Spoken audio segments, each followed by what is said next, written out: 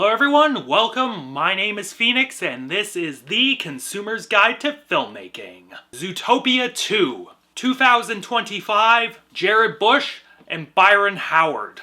Taking place sometime after the events of the first film, Judy Hopps and Nick Wilde are now Zootopia's most renowned crime-fighting duo. However, after their antics lead to a ton of property damage, these two are forced into desk duty and partners counseling. However, during their escapade, Judy stumbles onto evidence that a snake has slithered its way into the city. Believing its target to be the Linksley Journal, belonging to the wealthy Linksley family, Judy and Nick sneak their way into a gala only to be framed for attempted murder, and find out that the snake might be the good guy in all of this. Now on the run, Judy and Nick must stop at nothing to solve this case and bring order to Zootopia. So the majority of reasons why I was interested in seeing Zootopia 2 was mostly due to some of the praise it was getting and, creating content. Having now investigated this film for myself, I can certainly understand to some degree why this was getting praised. But me personally, I wasn't as hype about it as, others. Where this praise I think comes from is the handling of its subtext and the metaphor this time around.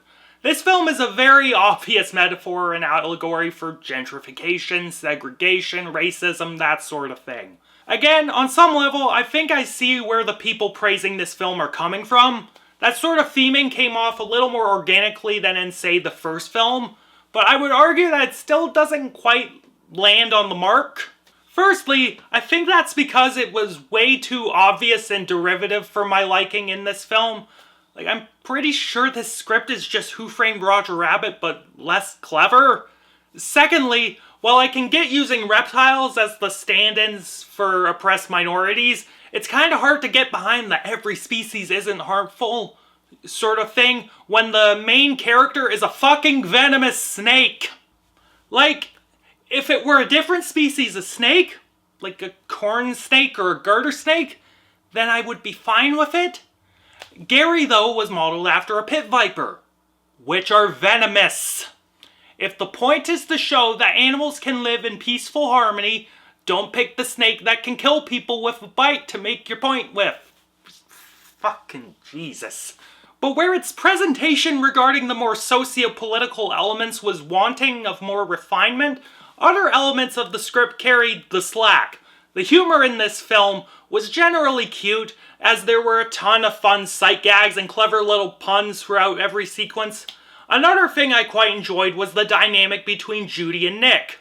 The two's disconnect as partners was presented surprisingly subtly, and their big second act split up leading to the big third act reconciliation was genuinely captivating. On top of that, the world these two inhabit is genuinely entertaining and full of fun side characters. Of course, what would this colorful world be without its voice cast to bring it to life? Hopps and Wilde are voiced by Jason Bateman and Jennifer Goodwin. The latter has always brought such a vibrant and energetic personality to this role, and in terms of the former, it's one of the few times Jason Bateman hasn't annoyed me in something that isn't Arrested Development. The main villains, the Linksleys, are represented by David Strathairn playing the patriarch Milton, and Andy Samberg playing Pobbert. Both of them being parodies of the Roy family from Succession, they both nailed their respective character type excellently, especially Strathairn. With the supporting cast full of heavy hitters like Patrick Warburton, Idris Elba, and most notably, Roman Reigns and CM Punk. Zebros, yeah. Zootopia was given a really big breath of life by this cast. In terms of direction, I thought it was perfectly fine. The animation was up to the usual standard I would expect from a Disney movie. All the character models were expressive, sleek, and dynamic. The environments were varied and interesting to take in. Musically, the original score was perfectly good and fit the buddy cop tone of the film. There was a cute little nod to The Shining that happened, and that was pretty funny. The original song by Shakira, who voiced the character Gazelle, was a serviceable pop song, and it worked for the animated characters' dance during the credits bit. Yeah, overall, it was a fine Disney experience. I more or less can understand why this film resonated with a ton of people, and definitely appreciate what this film did well. The cast were great, the characters were all fun, and it was decently made. But sadly, a ton of the thematic elements just didn't work for me, and it really didn't quite live up to the praise it was getting in my eyes.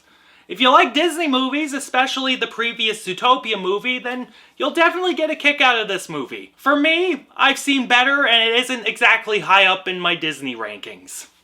I'm feeling a 6 to a 6.5 out of 10 on this one. Like, maybe it's a little closer to a 6.5 than a 6, but still just okay. Catch you later, guys.